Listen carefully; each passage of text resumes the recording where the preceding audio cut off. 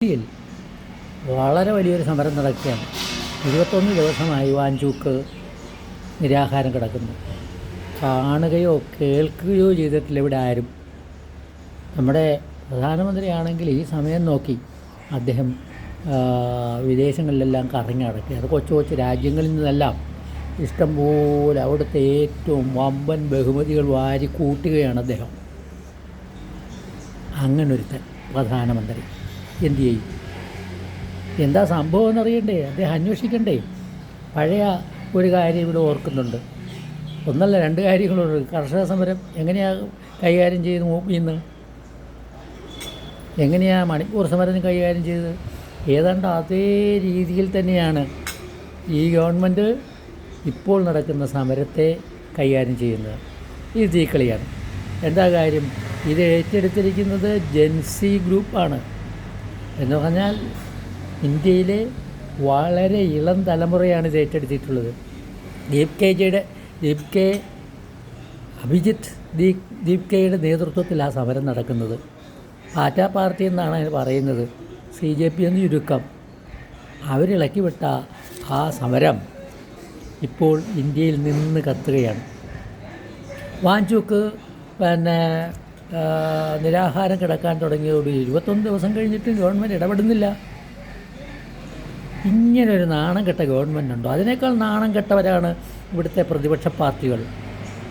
ആരും അതിനുവേണ്ടി ഒരു ചുക്കും ചുണ്ണാമ്പും ചെയ്യുന്നില്ല. ചിലർ അവിടെ ചെന്ന് ഒളിഞ്ഞു നോക്കിയിട്ട് പോകുന്നു. ഇടതുപക്ഷ പാർട്ടികളാണെങ്കിൽ അവിടെ ചെന്ന് ഒളിഞ്ഞു നോക്കി എന്നിട്ട് പോന്നു. അവരുടെ എല്ലാവിധത്തിലുള്ള പിന്തുണയും അറിയിച്ചിട്ട് പോരുകയാണ് ചെയ്തത്. എന്താണ് സംഭവം? നീറ്റ് പരീക്ഷ നടത്തി. എന്നിട്ട് എന്ത് സംഭവിച്ചു? പണക്കാരായ ആളുകൾ ചോദ്യപേപ്പർ വില കൊടുത്ത് വാങ്ങി അവരുടെ കുട്ടികൾക്ക് ജയിക്കത്തക്ക രീതിയിലുള്ള ഏർപ്പാടുകൾ ചെയ്തു. അത് പുറത്തറിഞ്ഞപ്പോൾ അതിനെതിരെ നടപടി സ്വീകരിക്കുന്നതിന് പകരം ഈ ഗവൺമെൻറ് എന്താ ചെയ്യുന്നത്? നമ്മുടെ പ്രധാനമന്ത്രി ഇവിടുന്ന് നേരെ വിദേശത്ത് പോയി കൊച്ചു കൊച്ചു രാജ്യങ്ങളെല്ലാം കറങ്ങി നടന്ന് അവിടുത്തെ ഉന്നത ബഹുമതികളെല്ലാം പോക്കറ്റിൽ വാരിക്കൂട്ടി ഇങ്ങോട്ട് വരികയാണ്. ഇങ്ങനൊരു നാണം കെട്ട പ്രധാനമന്ത്രിയെ കിട്ടിപ്പോയല്ലോ. ഇത് വസ്തുതാപരമായൊരു കാര്യമല്ല. അദ്ദേഹമാണെങ്കിൽ ഒരൊറ്റ അപ്പോയിൻമെൻറ്റ് നടത്തുന്നില്ല. കേന്ദ്ര ഗവൺമെൻറ് ഒരു സ്ഥാപനങ്ങളിൽ അപ്പോയിൻമെൻ്റ് ഇല്ല. എല്ലാം താൽക്കാലിക നിയമനമാണ്. വേണ്ടപ്പെട്ടവരെല്ലാം നിയമിക്കാമല്ലോ. ആ രീതിയിലാണ് അങ്ങേര് ഈ കാര്യങ്ങളെല്ലാം കാണുന്നത്. അദ്ദേഹത്തിന് അറിയാവുന്നൊരു കാര്യമുണ്ട്. ഞാൻ ഇനി ഏതായാലും വരാൻ പോകുന്നില്ല, എനിക്ക് കുറച്ച് ആഗ്രഹങ്ങളൊക്കെ ഉണ്ട്, അത് പ്രധാനമന്ത്രി ആയിരിക്കുമ്പോൾ തന്നെ നടപ്പാക്കണം. ഇതാണ്. ഇന്നലെ രാത്രി ഒരു കാര്യം ചെയ്തു അദ്ദേഹം. ഈ ആളിനെ, അതായത് വാഞ്ചൂക്കിനെ, രാത്രി കയ്യോടെ പിടികൂടി കൊണ്ടുപോയി സഫർജംഗ് ആശുപത്രിയിൽ അഡ്മിറ്റ് ചെയ്ത് കളഞ്ഞു. അപ്പോൾ നമ്മുടെ അഭിജിത്ത് ദീപ് കെ എന്ത് ചെയ്തു? നിരാഹാരം തുടങ്ങി.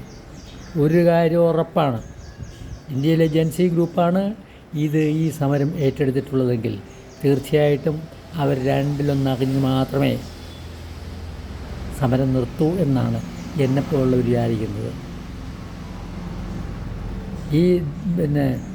നമ്മുടെ പ്രധാനമന്ത്രിയുടെ ഏറ്റവും വലിയ വിശ്വസ്തനാണ് ധർമ്മേന്ദ്ര പ്രധാൻ.